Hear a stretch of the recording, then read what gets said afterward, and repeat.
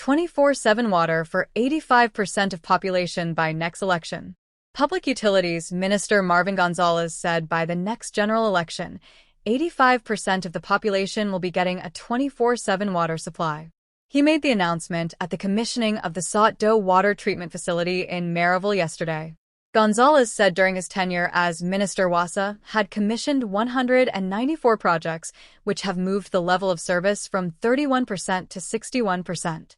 He expects that level of service to increase by the end of the year.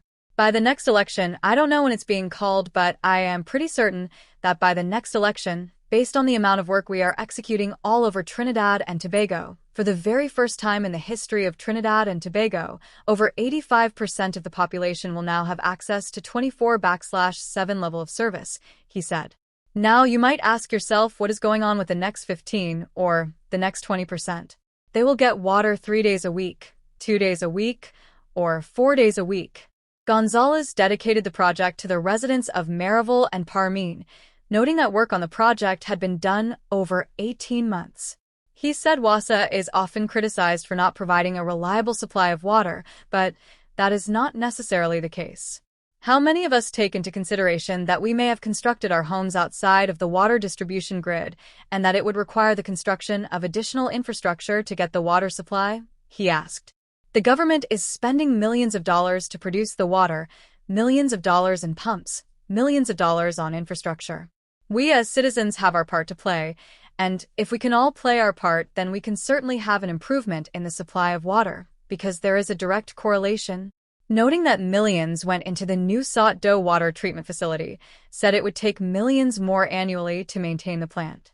Can we continue to maintain it by depending on the Ministry of Finance, which may not be getting the necessary revenue from oil and gas to maintain these facilities? And what about WASA? Collecting the appropriate rates from its customers who might and should be willing to pay for the collection of rates, so the utility. Even if they don't get the money from the Ministry of Finance, at least the utility company would be able to maintain those pumps, Gonzalez said. Finance Minister Colm Imbert said water, or the lack of water, was the #1 problem he had to deal with as MP Diego Martin North/East for the past 33 years. The reason is this constituency is very difficult.